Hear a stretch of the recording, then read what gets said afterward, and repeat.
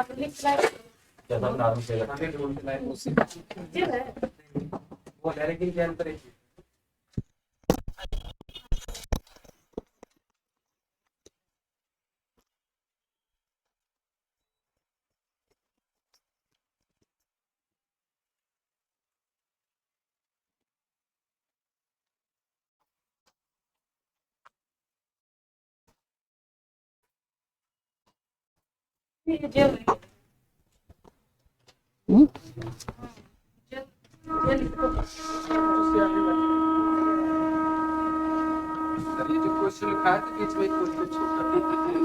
क्या था? आकार एवं आकृति में अंतर। चलिए लिख लीजिए, वही लिख लीजिए भाई फिर।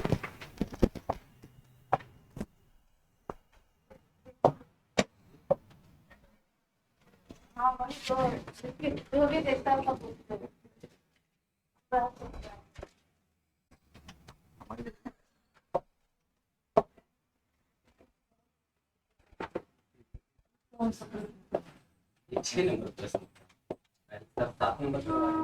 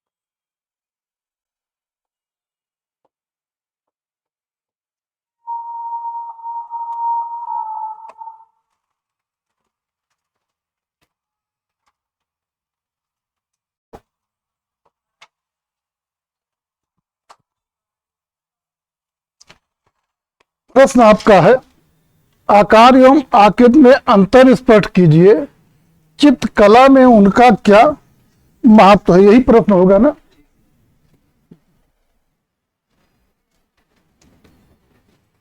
देख लीजिए, पहले हल्का समझ लीजिए 5-2 मिनट, फिर लिखाते। पहले तो यही जान लीजिए आकार और आकृति होता क्या है।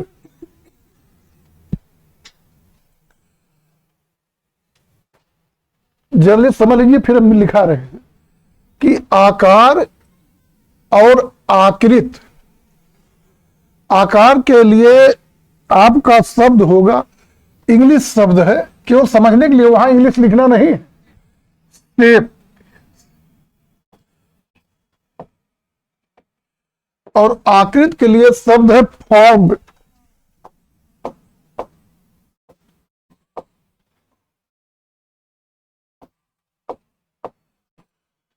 मतलब दोनों एक नहीं,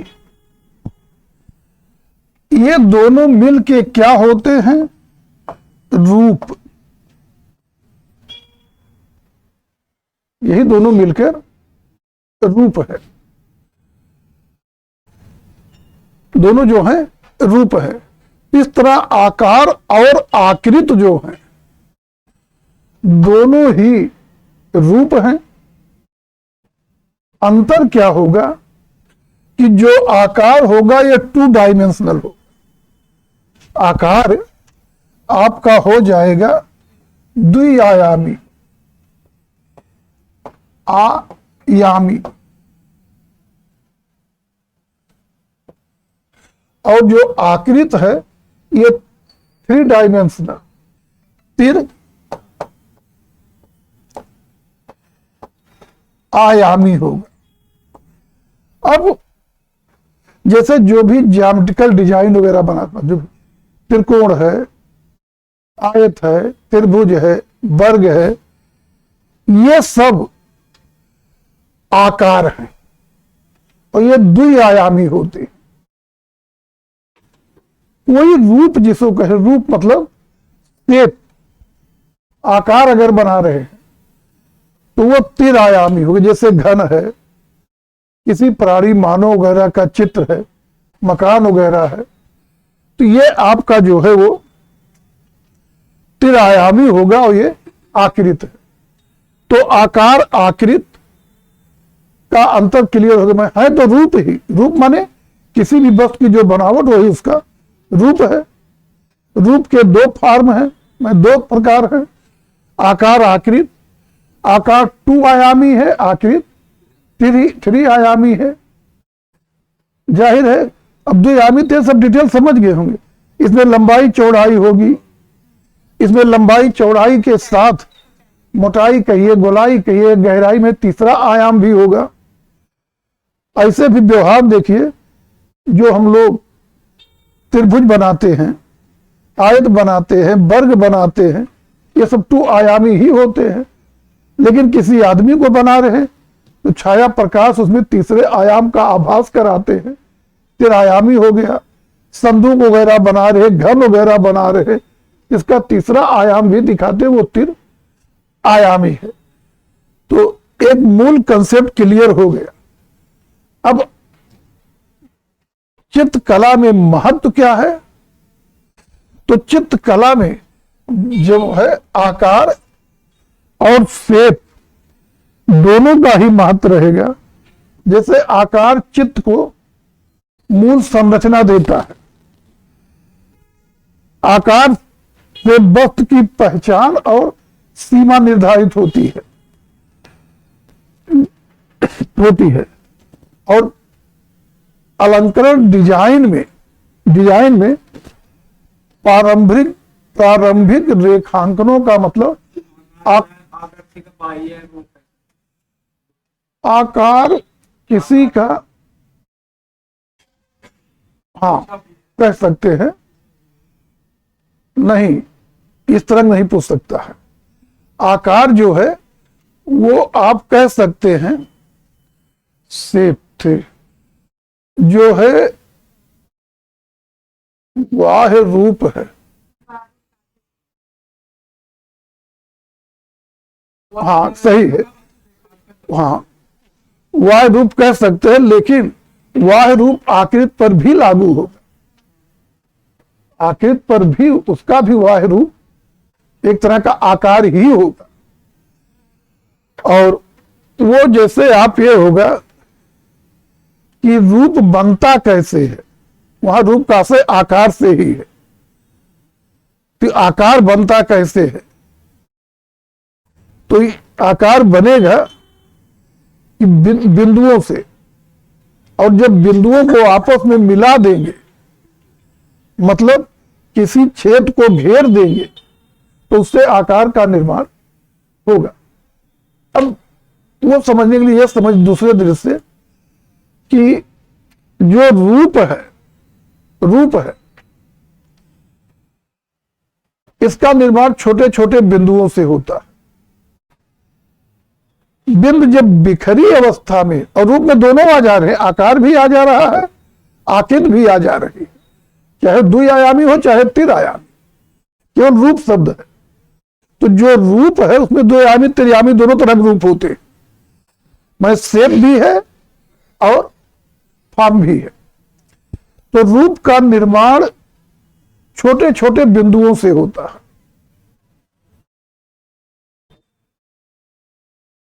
और अगर ये बिंदु बिखरी अवस्था में हो तो उससे कोई रूप नहीं बने। लेकिन जब उनको आपस में मिला दिया जाए तो उससे रूप का निर्माण होता है। अब अगर बिंदु निश्चित दिशा में निश्चित दूरी पे रखे गए तो उनको मिलाएंगे, निश्चित रूप बनेगा। रेंडम तरीके से रखे गए हैं तो कोई अनिश्चित टाइप का रूप बनेगा। अब जैसे मान लीजिए हमने ये 4 बिंदु रखा, इन्हीं बिंदुओं से रूप का निर्माण होगा जब इनको आपस में मिलाएंगे। अब एक कल्पित बिंदु, आधार बिंदु होता है, वो रखा नहीं जाता, मस्तिष्क में कल्पित होता है, उसी के चारों तरफ रखेंगे। मान लीजिए हमारा कल्पित बिंदु यहां है, इससे कुछ दूरी पे रखे, कुछ दूरी पे, कुछ ये, मैं निश्चित दूरी पर रखे, तो बिंदुओं से तो रूप बनेगा, लेकिन जो है इससे जो रूप बनेगा तब बनेगा जब इनको आपस में मिला दिया जाएगा, इनको जब आपस में मिला दिया जाएगा। अभी जो आप कंफ्यूजन क्लियर करते हैं रेंडम तरीके, अब इनको हमने आपस में मिला दिया, इससे रूप बन गया। अब निश्चित दिशा निश्चित दूरी पर रखे थे, इसलिए ये बना द्विआयाम, मतलब सॉरी, ये एक निश्चित रूप बन गया। अब यही बिंदु रेंडम रखे हो, रेंडम कहीं भी रखेगा, अब इनको मिला देंगे तो भी रूप बन रहा है, लेकिन कैसा रूप बना कुछ पता नहीं, एक अनिश्चित टाइप का रूप बन जाएगा। अब आकृति और रूप दोनों एक साथ बन जाते हैं। हाँ, बता रहे हैं। अब जो है ये बन गया, ये हो गया रूप। इसको हम कहें क्या, तो इसे आकार कहना ज्यादा उचित है तो रूप ये भी है, रूप का ही एक भाग है। कारण ये बिंदुओं को मिलाने से जो भी रूप बनेगा वो द्विआयामी ही बनेगा। जब उसे छाया, प्रकाश ये सब देंगे तब वो त्रिआयामी संभव। तो इसीलिए बिंदु जब किसी क्षेत्र को घेरता है, अब ये आपका क्षेत्र हो गया, जब मिलाएंगे तो कोई न कोई क्षेत्र घूमे, जैसे ये बिंदु जब किसी क्षेत्र को घेरता है, कहिए रेखा के माध्यम किसी क्षेत्र को घेरता है, तो क्या बनेगा, रूप बनेगा। लेकिन विकल्प में रूप सही नहीं हो, अब वो रूप दो तरह का बनेगा। रूप दो तरह के होते हैं ना, वो आकार भी होता है, आकृति भी होता है, बन रहा है दो आयामी, इसलिए सटीक विकल्प होगा आकार। तो यही माना होगा, आकार मानेगा। तो रूप रहेगा तो भी, कारण रूप क्या है, बिंदुओं से बन रहा है। जब बिंदुओं को आपस में मिलाएंगे तो उससे रूप बनेगा, लेकिन वो रूप होगा द्विआयामी रूप, और द्विआयामी रूप को कहते हैं आकार। जब त्रिआयामी बनेगा तब वो आकृति बनेगा, और त्रिआयामी बनाने के लिए छाया, प्रकाश इन सबका प्रयोग करेंगे। वो तो केवल इतने कह रहा है कि बिंदु के गतिशील रूप रेखा है, और जब ये रेखा किसी क्षेत्र को घेरती है तो क्या बनेगा, तो द्विआयामी ही बनेगा ना, आकार बनेगा। इसलिए रूप गलत है, आकार सही। यद्यपि वो भी रूप है, लेकिन रूप अगला भी तो हो सकता है, आकार वही होगा। हमारी समझ क्लियर हो गया होगा जो कहना चाह रहे हैं। तो बस यही मूल चीजें यही है कि दोनों ही रूप हैं, ये द्विआयामी, ये त्रिआयामी है। अब ज्यामितीय आकृतियां जनरली जो बनाएंगे वो द्विआयामी रूप हैं, और जो मानो, घन, वृक्ष या ये सब क्या कहते हैं, मकान वगैरह, भवन वगैरह बनाए, त्रिआयामी वो हो गए फॉर्म, मतलब आकृति। और फिर चित्र में महत्व क्या है, ज्यामितिक डिजाइन वगैरह में ज्यादा ये चलेगा। प्राणियों के चित्र बनाना हो, घन बनाना हो, तो इन सब में ये चलेगा। बस यही इतनी चीज है, उसी को हमको थोड़ा डिस्क्रिप्टिव टाइप में करके कला के शब्द में ढाल देना है, इतने करना। चलिए लिखिए, प्रश्न लिख लिए होंगे। जो पहले लिखा है तो उसमें शायद 6 नंबर था। प्रश्न हो गया, लिखिए। किसी भी वस्तु की बनावट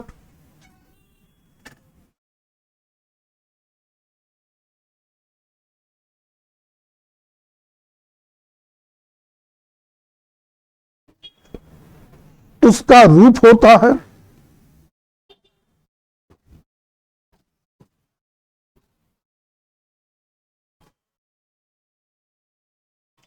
रूप के दो प्रकार हैं।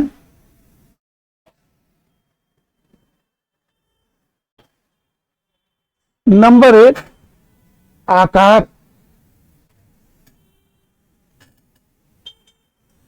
वहां भी लिख दिए ब्रेकन ताकि उनको क्लियर हो।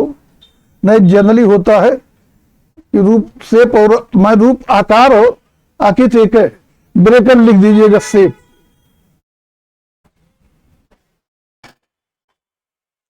नंबर दो, आकृति, ब्रेकन फॉर्म, FORM।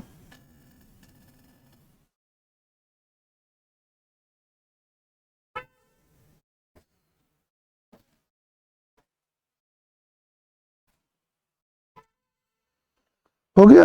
आगे, अब इंग्लिश मत लिखिए, एक बार लिख दिए ना, अब आगे लिखिए आकार और आकृति।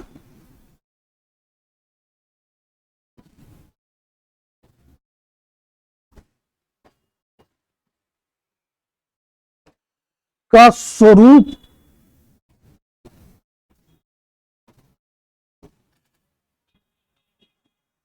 और प्रयोग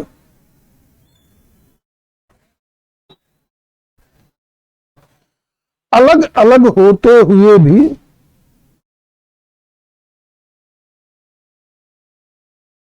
दोनों एक दूसरे के पूरक है।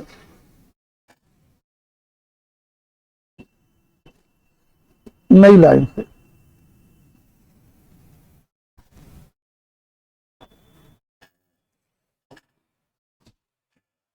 आकार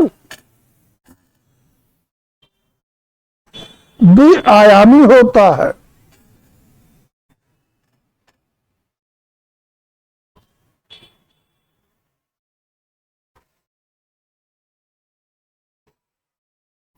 अर्थात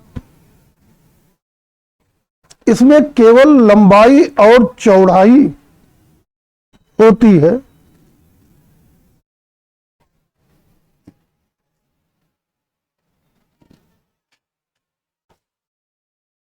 गहराई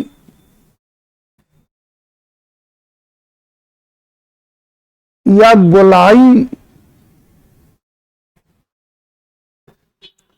या मोटाई का अभाव रहता है।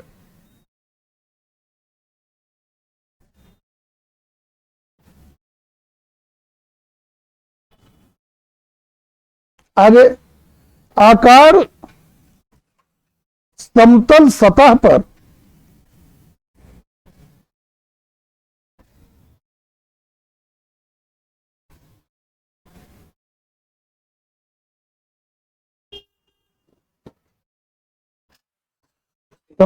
उसी में समतल सतह पर शब्द प्रयोग करिए, सीमाबद्ध रेखाओं से निर्मित होता है। भाव क्लियर हो रहे होंगे।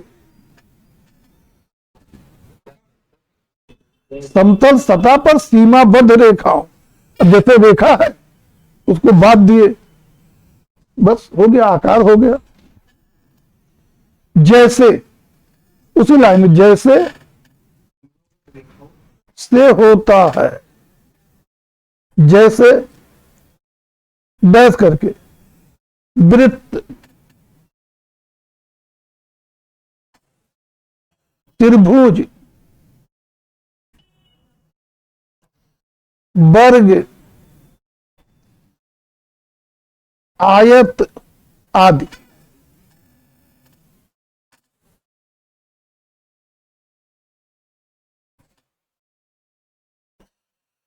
हो गया, ये आकार का स्वरूप क्लियर हो गया। अब नई लाइन लिखिए, आकार के विपरीत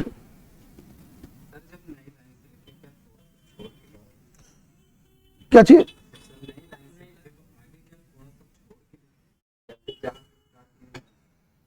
जहां से स्टार्ट किए वहीं से लिखिए, कोई दिक्कत नहीं, क्लियर होता चला जाएगा अपने आप, जब लिखेंगे क्लियर होता जाता। क्या बोले? आकार के विपरीत आकृति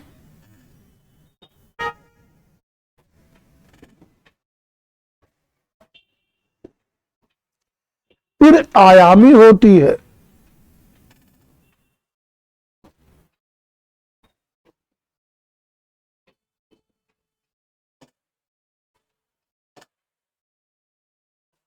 जिसमें लंबाई और चौड़ाई के साथ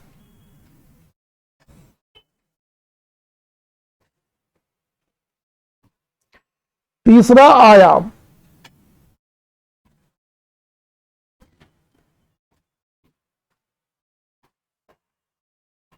गहराई या मोटाई या गोलाई भी होता है।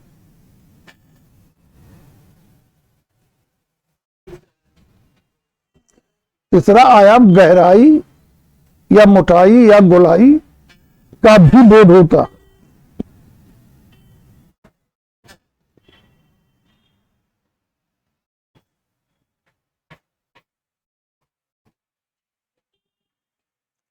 आकृति में आयतन और भार का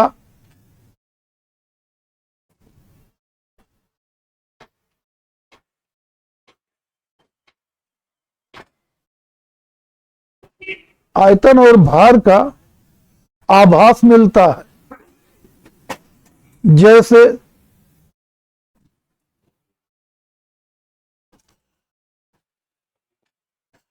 घन,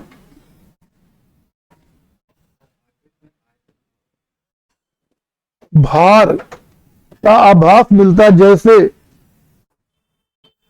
घन,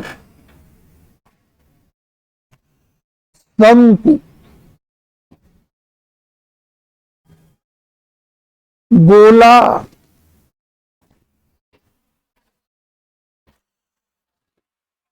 मानव शरीर,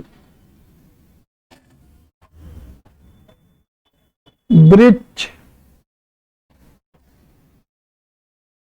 भवन आदि।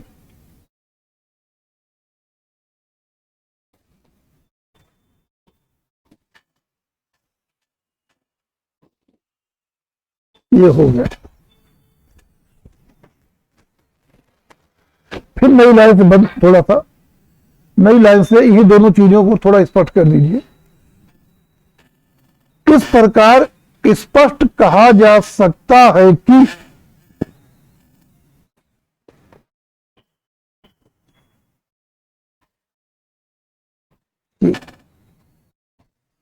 आकार सपाट होता है,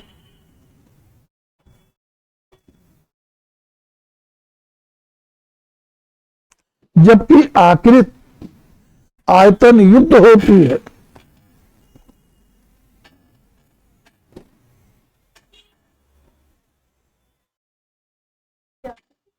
आयतन युक्त होती है।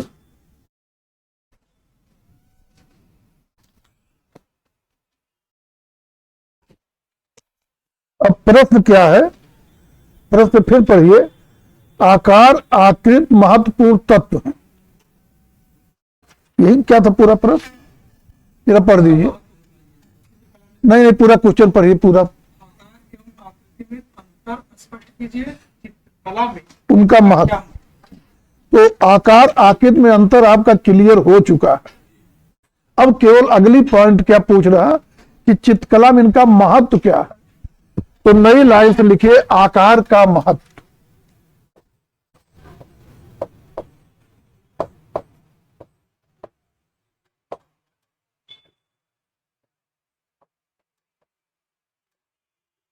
आकार का महत्व हो गया।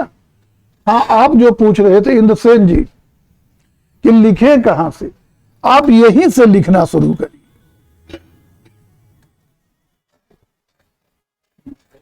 जब पैराग्राफ चेंज कर रहे हैं, चेंज हो रहा है, जैसे यहाँ सर हमने आकार के बारे में लिखा, उसके बाद सर अब आकृति के बारे में लिख रहे हैं। हाँ। कोई कहते थोड़ा सा छोड़ते नहीं है। ताबुम होता जैसे सर ये यहाँ से लिखते पूरी लाइन लिख दी फिर सब मतलब चेंज होता इतना इतना छोड़ के यहाँ से शुरू करें सर जो ये नहीं तो तब फिर आप ये लिखने का तरीका ये अपनाइए, यहां से लिखिए, जैसे यहाँ से किसी भी लिखिए। शब्द का एक पैरा हो, तो पूर्ण विराम करके फिर नई लाइन। जैसे आपने ये लिखा है, क्या नाम है, या जैसे कहाँ पे इसके उदाहरण मिल जाएंगे,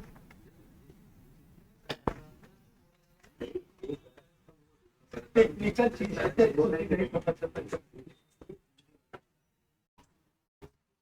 ना है उसमें, देखिए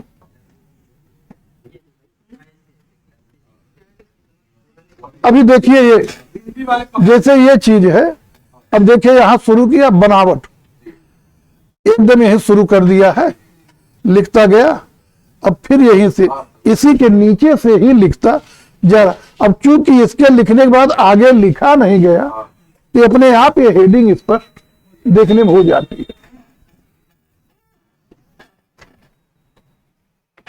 बार बार दिमाग में बड़े खर्च अरे वो जब लिख के अभ्यास करेंगे तो अपने आप को आदत पड़ जाती है। अब हो गया आकार का महत्व, या जैसे शब्द बढ़ाना हो, चित्रकला में आकार का महत्व पॉइंट वाइज एकदम लिखने से बहुत डिटेल हो जाता है। अब एक एक लाइन जो ही नहीं, वहां बुलेट लगाइए, तीर लगाइए, बस लाइन बदल बदल लिखेंगे, अपने आप पॉइंट वाइज हो जाएगी। लिखिए आकार चित्र की मूल संरचना तैयार करता है।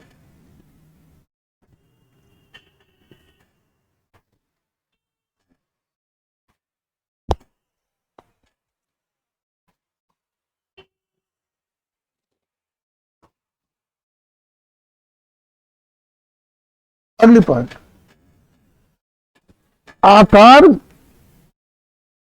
के माध्यम से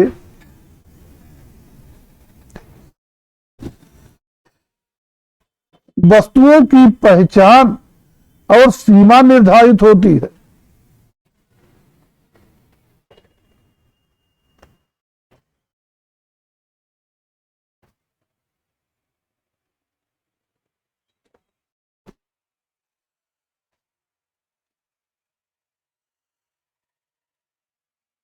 अगली पॉइंट, अलंकरण,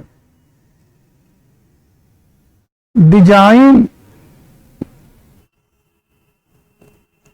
और प्रारंभिक रेखांकन में, अलंकरण, डिजाइन और प्रारंभिक रेखांकन में आकार का विशेष महत्व होता है।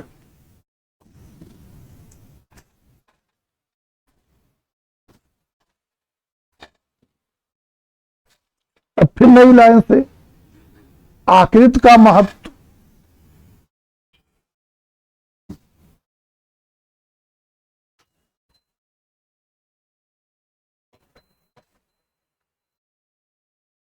महत्व। अब वहां पे केवल हल्का डैश कर दीजिए, लिखिए नहीं, कुछ नई लाइन पे लिखिए। आकृति चित्र में यथार्थता, आकृति चित्र में यथार्थता और जीवंतता, सजीवता कर दिए, यथार्थता और सजीवता लाती है।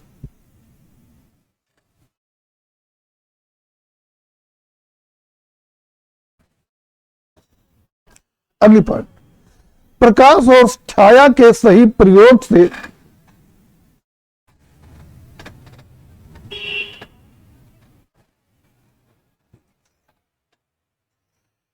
से आकृति में गहराई और आयतन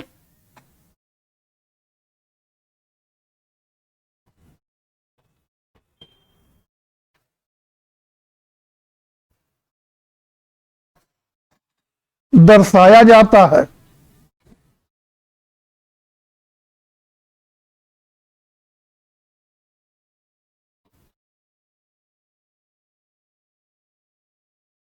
अगली पॉइंट, आकृति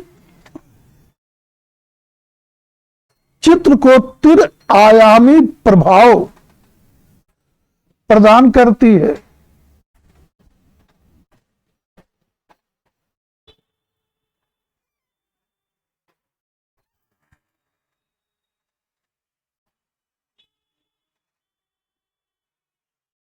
अगली पॉइंट, मानो,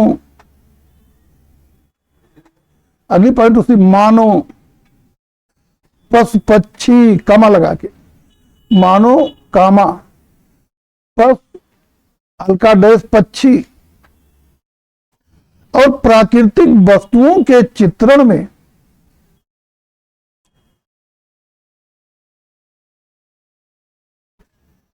आकृति का प्रयोग होता है।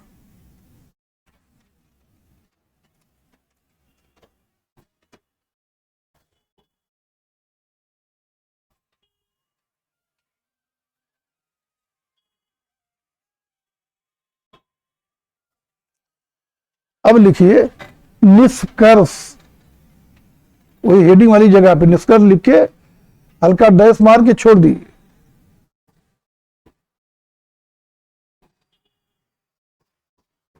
लिखिए निष्कर्षतः कहा जा सकता है कि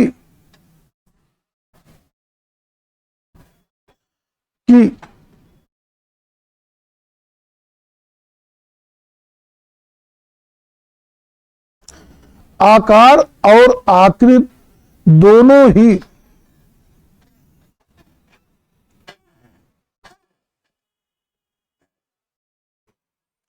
चित्रकला के प्रमुख तत्वों में है, प्रमुख तत्व है, चित्रकला के प्रमुख तत्व है।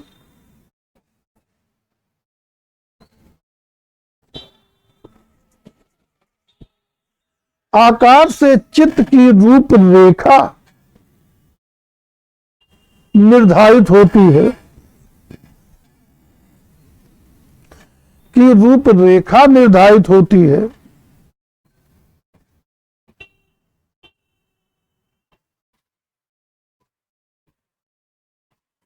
जबकि आकृति से उसमें यथार्थता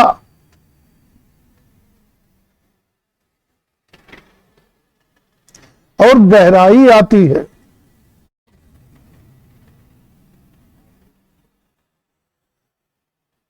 उसमें यथार्थता, आकृति से उसमें यथार्थता और गहराई आती है।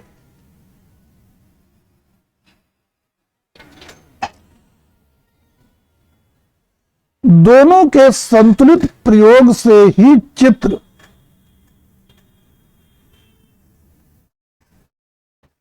पूर्ण, प्रभावशाली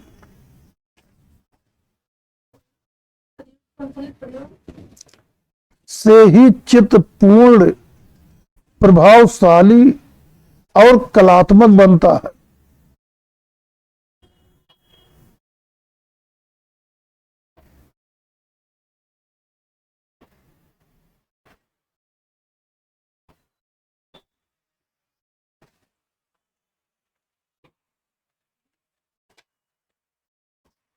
हो गया।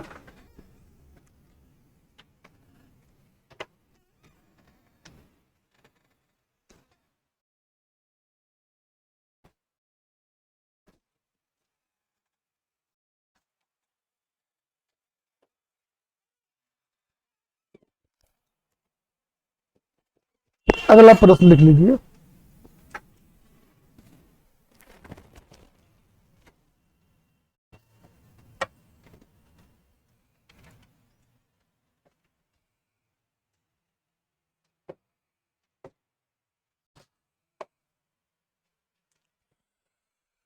अगला प्रश्न आपका रहेगा, किससे है? पोत से क्या तात्पर्य है?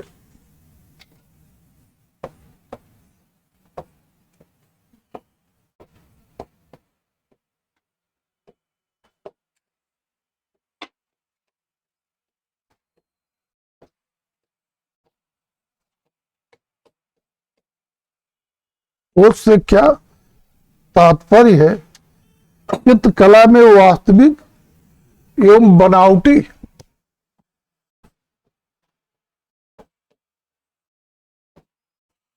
में वास्तविक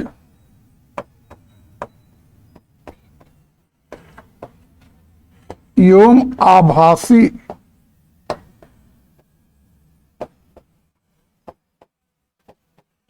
वास्तविक एवं आभासी पोत के प्रयोग की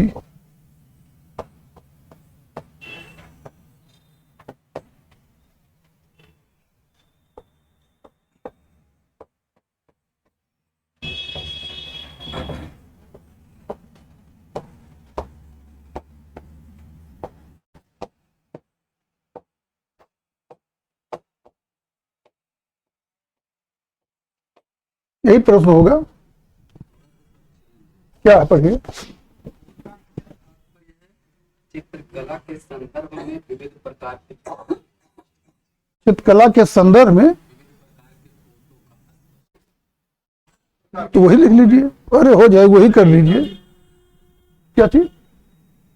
वही सेम तो है। नहीं नहीं, ना ना, सेम कैसे है? इसमें दो पर वास्तविक और आभासी पूछा है। हाँ, और ये पोत के प्रकार केवल पूछ रहे, तो अलग चीज है। बोलिए। यही लिखा है। विवेचना कीजिए, प्रकार उसी में जोड़ दीजिए। तैयार हो गया। नहीं, वो तो हो जाएगा, पोत में कोई दिक्कत। चलिए, दोनों को हम बता दे रहे हैं अंतर क्या रहेगा। पहले क्या कुछ अगर आप पढ़ दिए, एक बार कंसेप्ट बन जाए तभी बोल पाएंगे। नहीं, जब तक वो माइंड नहीं क्या है तो कैसे मोड़ेंगे शब्दों को। पोत से क्या तात्पर्य है? चित्रकला के संदर्भ में विविध प्रकार के फोटो। तो देखिए, पोत या बयान समझने के लिए है भी। के लिए इंग्लिश शब्द हम लोग प्रयोग करते टेक्चर, जिसका आशय होता है किसी भी सतह या धरातल की बनावट। किसी भी सतह या धरातल की बनावट। और जिस पोत का हम लोग यहाँ चित्रकला में पढ़ते हैं, अध्ययन करते हैं, उस पोत का आशय है चित्रण धरातल की बनावट। ऐसा तो पोत सबके पृथक होते हैं। जैसे आदमी का पोत अलग है, भैंस का पोत अलग है। अब हमारे आपके पोत में अंतर है, हमारी बनावट अलग है। हमारा थोड़ा पेट निकला होगा, आपका अंदर है, आप थोड़ा लंबे हो गए, हम नाटे हो गए। तो जो आपके शरीर की बाह्य बनावट है, बाहरी सतह है, वही आपका पोत है। तो पोत बहुत सारे हैं, लेकिन पोत का जनरल कंसेप्ट है ये सतह या धरातल की बनावट है। और चित्रकला में जो पोत हम पढ़ेंगे वो वास्तव में चित्रण धरातल की बनावट के अर्थ में है। चित्रण धरातल की बनावट के अर्थ में है। ये हो गया पोत। और किसी भी चित्र के निर्माण में पोत का भी अपना महत्वपूर्ण स्थान होता है। महत्वपूर्ण स्थान होता है। और इस पोत के 3 वर्गीकरण किए जाते हैं। सब पढ़े होंगे, जान रहे होंगे, कारण फिर क्वालिफाई किया तो जनरल समझ तो है ही है। एक होता है सृजित, एक होता है अनुकृत पोत, प्राप्त पोत। एक अनुकृत पोत, एक सृजित पोत। प्राप्त पोत प्रतीक करता। हाँ, प्रतीक करता है। जैसे शहर की तरह। हाँ बता रहे, प्राप्त पोत वो चित्र हैं जो प्रकृति में स्वतः ही उपलब्ध हैं। और इसका सबसे अच्छा उदाहरण प्रागैतिहासिक चित्रकला है, जहां पे पत्थर की चट्टानों की सतहें चित्रण धरातल के रूप में प्रयोग हुई। अनुकृत पोत मतलब परंपरागत पोत।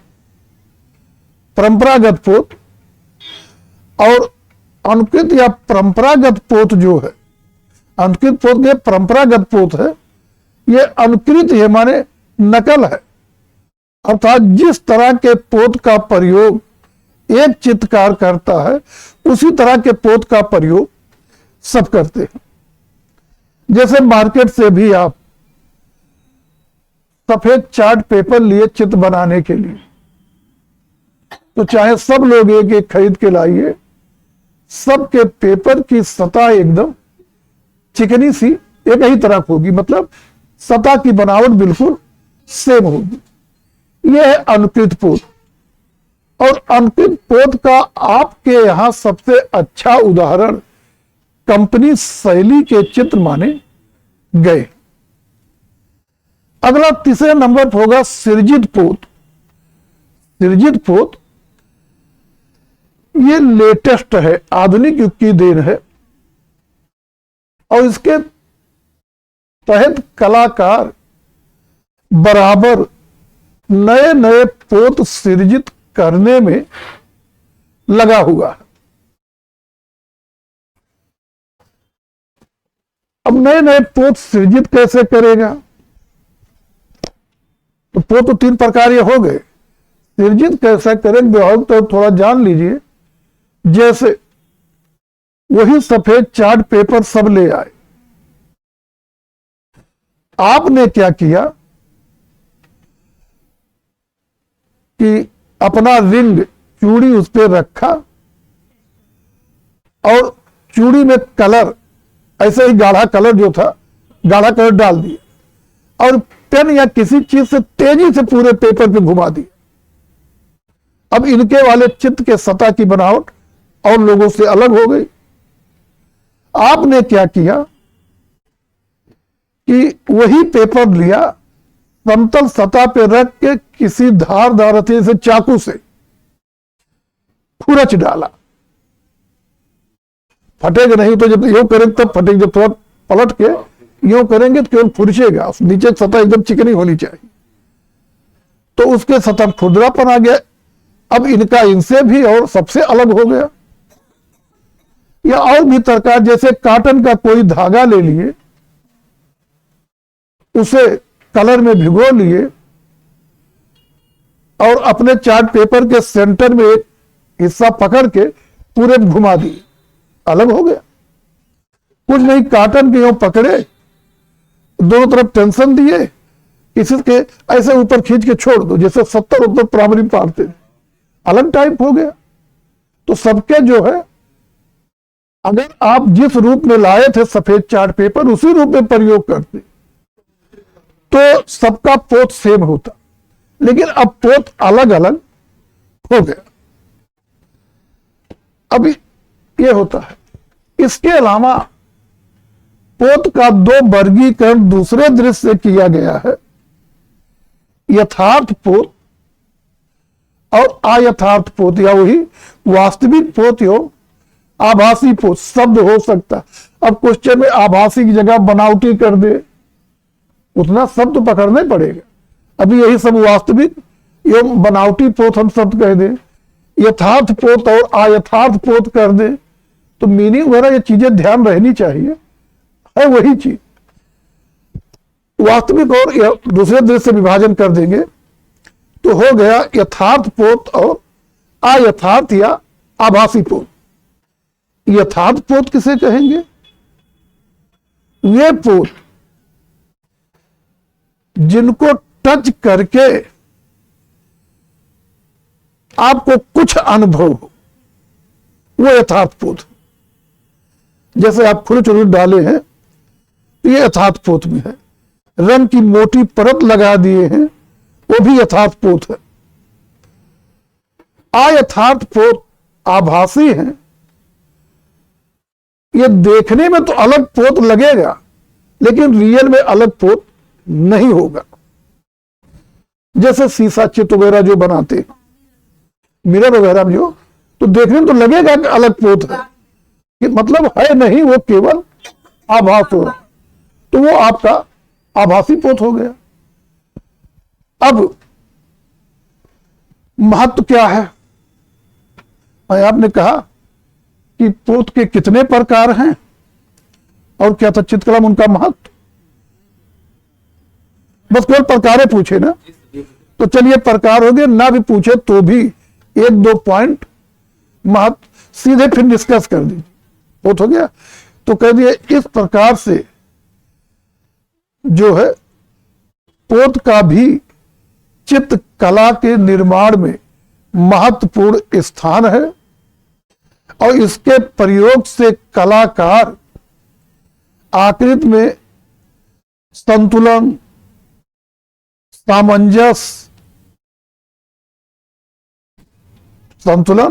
सामंजस्य नहीं, स्थायी शब्द कोई सटीक नहीं है, इसके माध्यम से संतुलन सामंजस्य मेन दो ही है।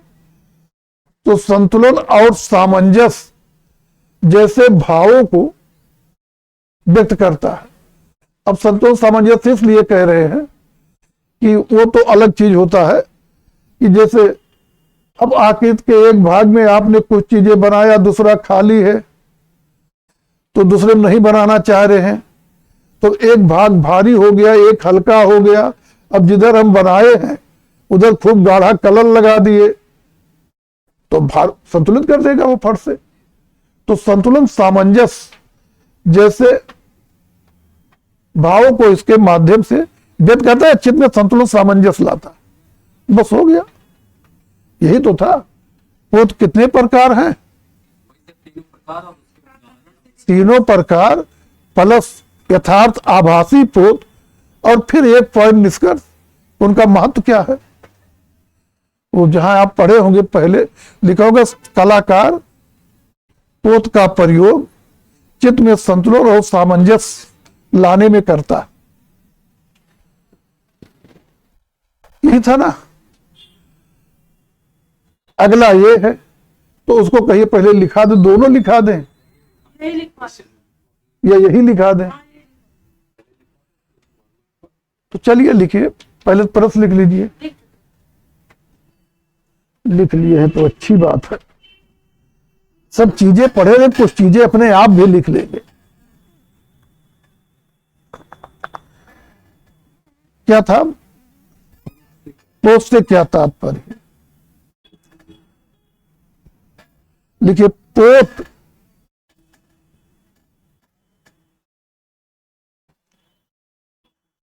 या वयन, वा या ना वयन, चाहे तो ब्रैकेट में टेक्सचर लिख सकते। दरअसल ये सब ऐसे शब्द हैं भाव नहीं क्लियर हो पाते पूरी तरह ना,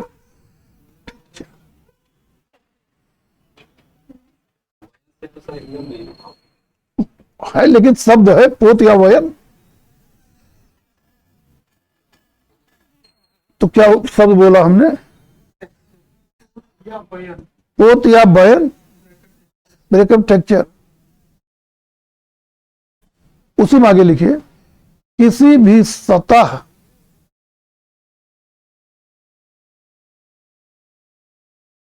अथवा धरातल की बनावट को कहा जाता है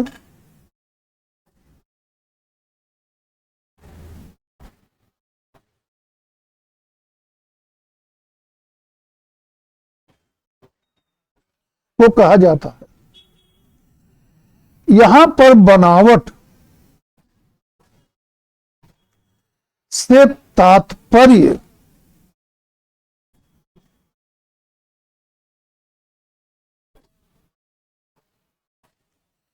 वही हमने कहा ना, चित्रकलम अलग पोत है, बाकी सब पोत है। से तात्पर्य सतह के स्वरूप से है।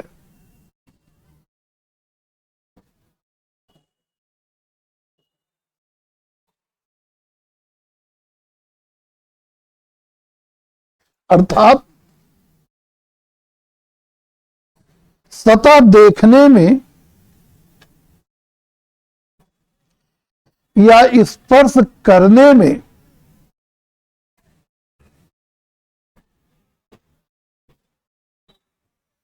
खुरदुरी का अर्थ सब समझ रहे होंगे किसी किसी शब्द के मीनिंग में दिक्कत हो तो क्लियर कर ली। जब तक शब्द का आशय या मीनिंग नहीं समझ में आए तब तक वो आत्म अभिव्यक्ति नहीं हो पाएगी, मतलब वो आपको याद नहीं होगा, फिर उसको व्यक्त नहीं कर पाएंगे। कामा चिकनी,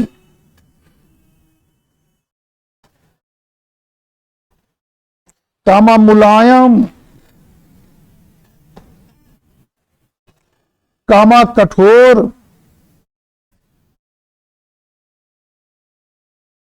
कामा लगाते दानेदार या रेशेदार, कैसी प्रतीत होती है। खुरदरी बोले होंगे शुरू में ही, कैसी प्रतीत होती है।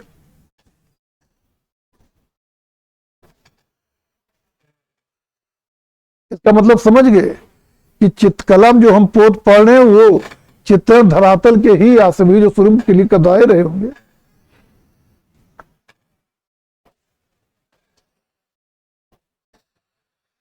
आगे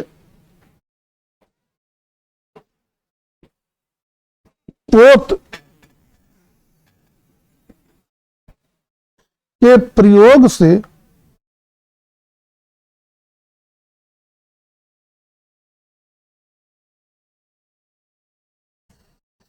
अंतराल की एक रास्ता समाप्त कर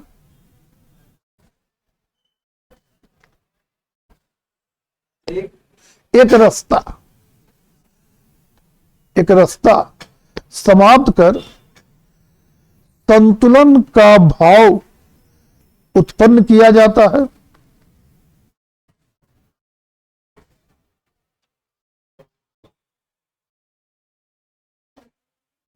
भाव उत्पन्न किया जाता है।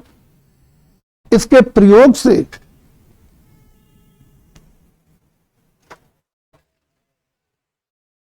आकृत अपेक्षाकृत, प्रयोग से आकृत अपेक्षाकृत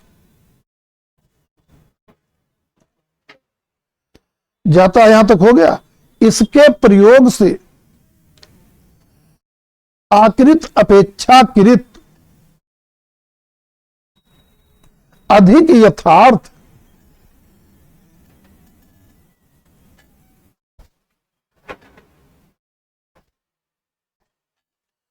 अधिक यथार्थ और प्रभावशाली हो जाती है।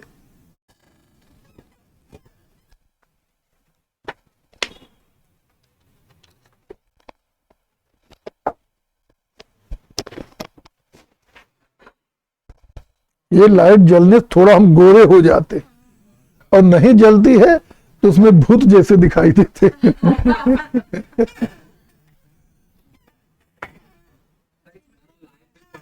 एक रास्ता का क्या मतलब है सर? एक रास्ता का मतलब है, थोड़ा शांत रहिए, कि कोई चीज जैसे आप देख रहे हैं तो जब उसमें एक रास्ता माने एक ही तरह का दिखेगा तो मजा नहीं आएगा, अच्छा नहीं लगेगा। लेकिन जब उसमें विविधता होगी तब वो सुंदर लगने लगेगी। एक रास्ता का ही मतलब, कोई चीज देख रहे हैं उसमें मान लीजिए किसी मंदिर में गए, बहुत सी मूर्तियां हैं, सब एक शिव मंदिर, बहुत से शिवलिंग रखे गए हैं, एक ही तरह के पत्थर, तो उनको देखने में एक रास्ता सुंदर नहीं लगेगी। अब उसी में एक शिवलिंग सपाट है, एक को पंचमुखी बना दिए, चारों तरफ आंख मुंह बना दिए, और एक को बना के उसी में चांदी का सांपों ओपो पहना दिए, तो ये बहुरास्ता हो गए। अब वो देखने में सुंदर लगेगा। और सारे शिवलिंग उठा कोई नदी वाला पत्थर रखते चले जाए एक ही टाइप का, तो एक रास्ता अच्छा नहीं लगेगा। अब नई लाइन से लिखिए, वास्तविक पोत, वही हेडिंग टाइप है, वास्तविक पोत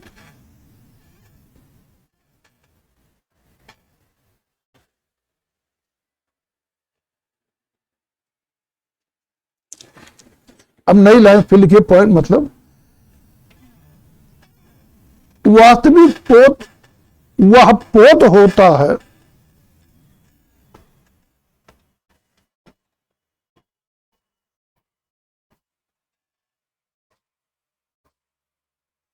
जिसे स्पर्श करके अनुभव किया जा सकता है। स्पर्श करके अनुभव किया जा सकता है।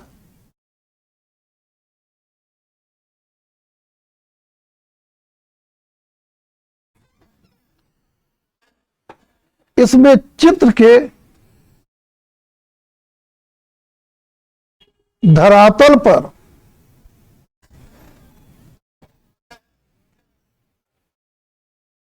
वास्तविक रूप में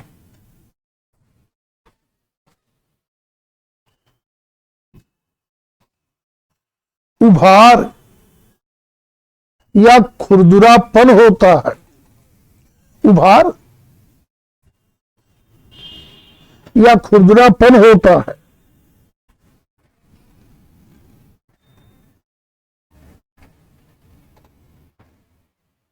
इसके लिए कलाकार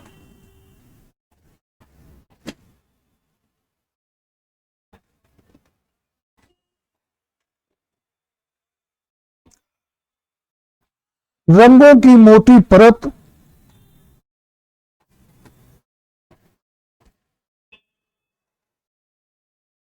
या रेत, रेत मतलब समझ बालू, कपड़ा लगा के, कपड़ा, कागज,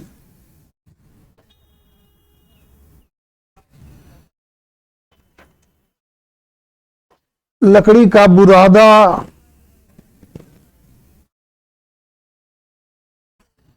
या लकड़ी के टुकड़े आदि का प्रयोग करता है।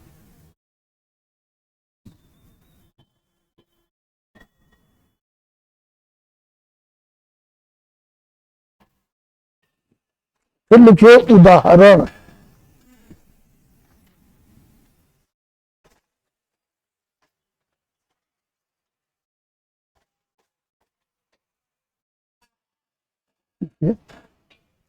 अब एक एक लाइन में लिखिएगा। आधुनिक चित्रकला में कोलाज तकनीक,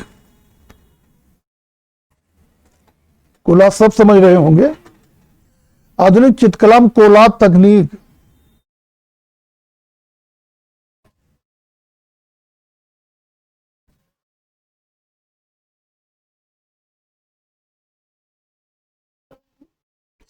कोलाज तकनीक, अगली पॉइंट,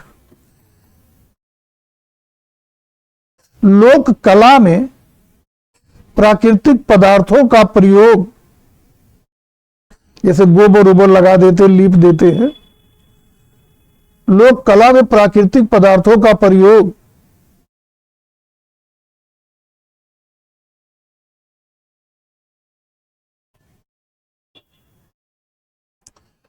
अगली पॉइंट, मिश्रित माध्यम के चित्र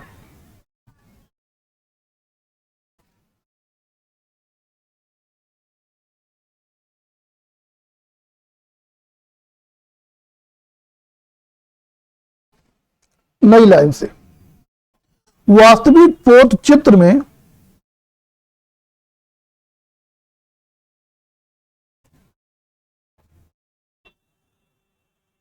ठोसपन और भौतिकता का अनुभव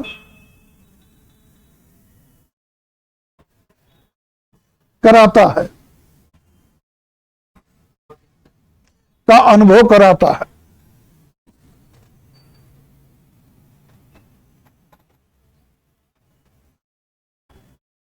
अब फिर हेडिंग बने आभासी पोत।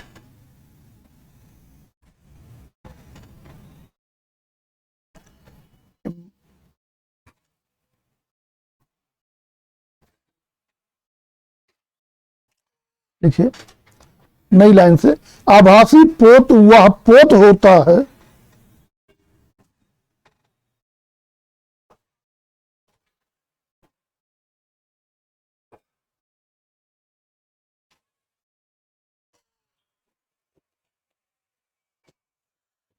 जो स्पर्श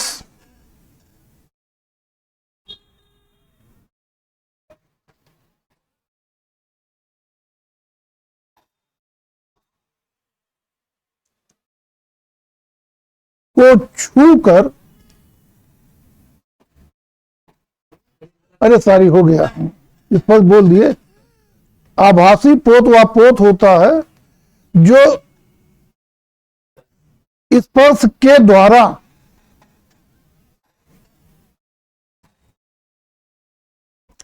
नहीं पहचाना जा सकता।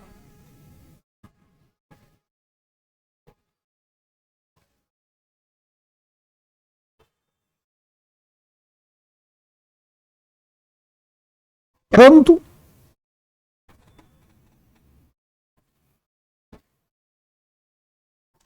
रेखा, रंग, प्रकाश, रेखा, रंग, प्रकाश और छाया के माध्यम से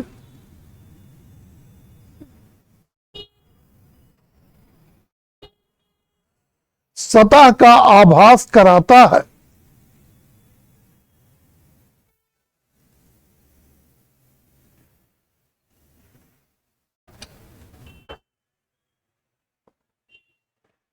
इसमें चित्त की सतह समतल रहती है,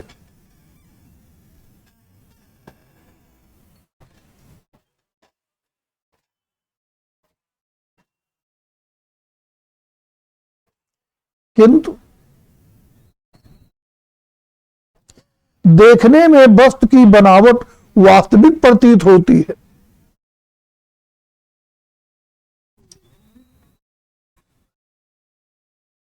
वस्तु की बनावट वास्तविक प्रतीत होती है।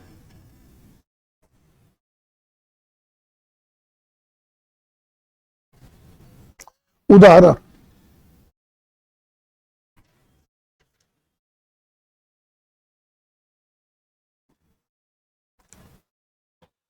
त्वचा की मुलायम बनावट,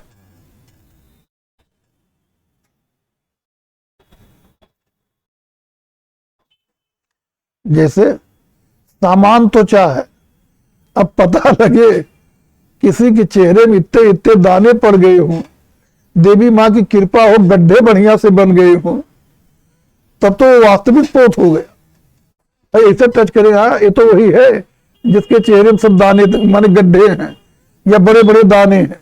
एकदम नॉर्मल शरीर जब होगी तो उसके लिए त्वचा की मुलायम बनावट,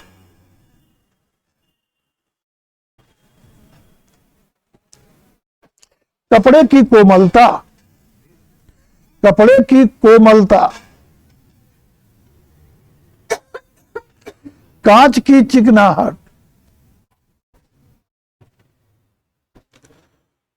आदि। मैं कुछ आदि नहीं हो तो एक एक लाइन में लिखे होंगे।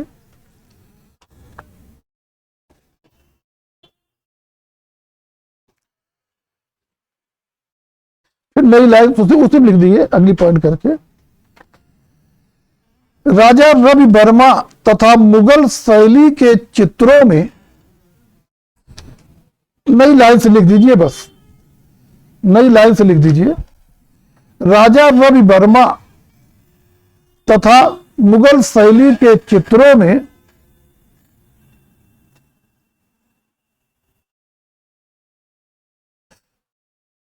वस्त्रों और आभूषणों की आभासी बनावट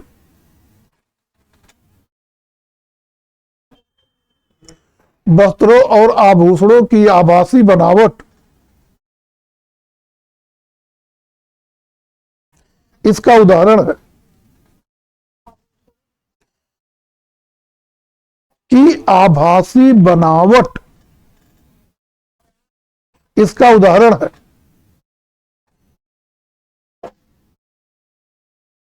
निष्कर्ष।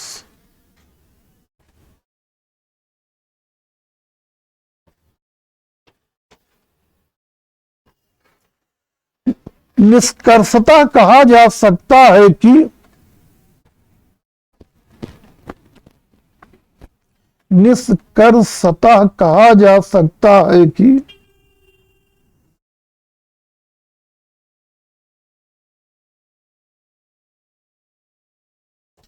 वास्तविक और आभासी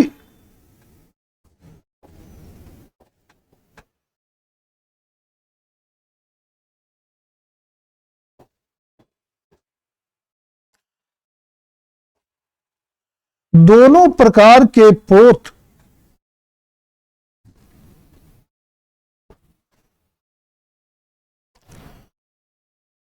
चित्रकला में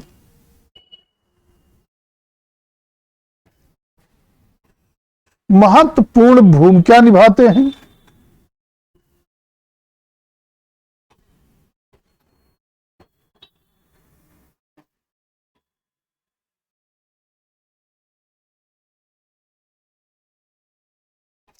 वास्तविक पोत चित्र को स्थूल और मूर्त रूप देता है।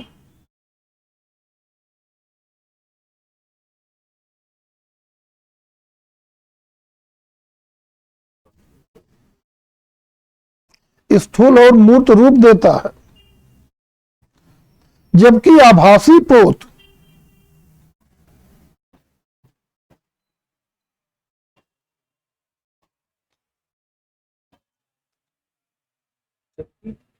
आभासी पोत दृश्य भ्रम उत्पन्न कर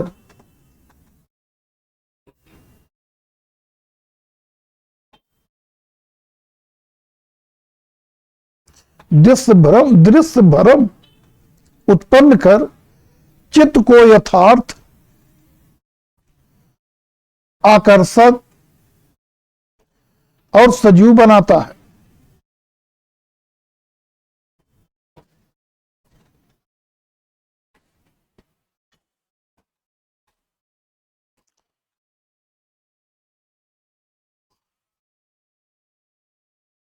दोनों के संतुलित प्रयोग से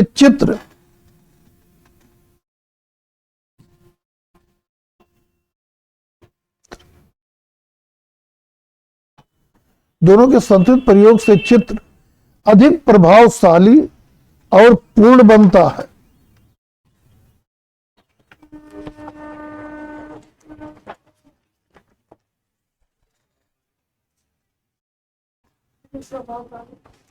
और पूर्ण बनता है।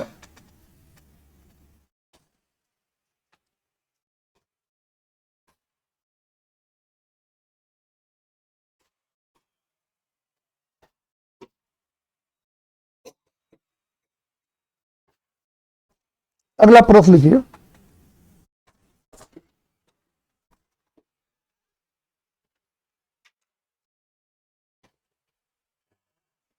ये बोल दीजिए तिलसेन एक बार।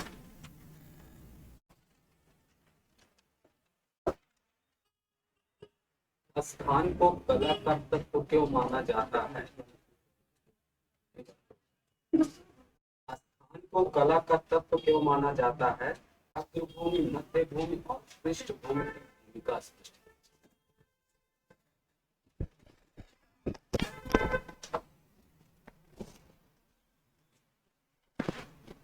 इसके पहले जो लिखवाने को कह रहे थे सर, कितने प्रकार के?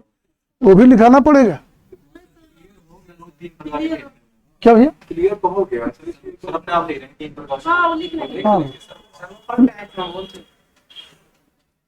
हाँ, आप लोगों को लिखने दे दिया जाए। हाँ,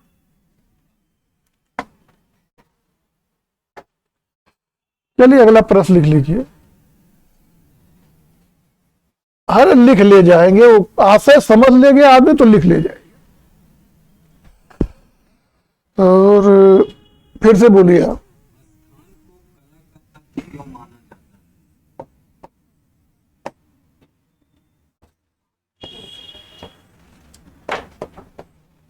कला का तत्व क्यों?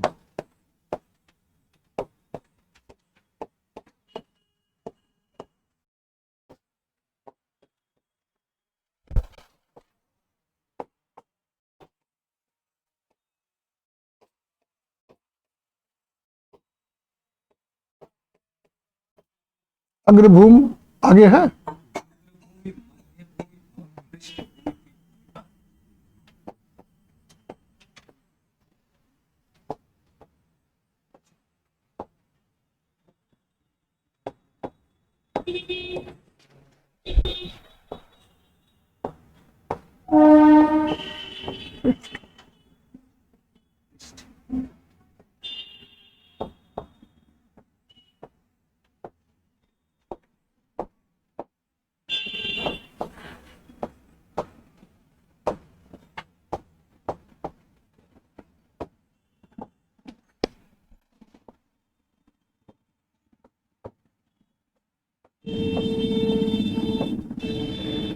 यही प्रश्न है ना?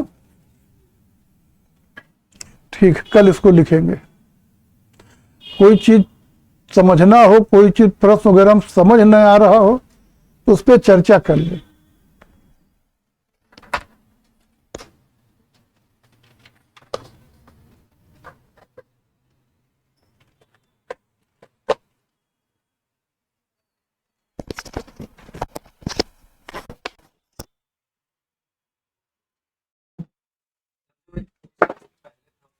लिख के लाएंगे तो हम वो तो बहुत बड़ा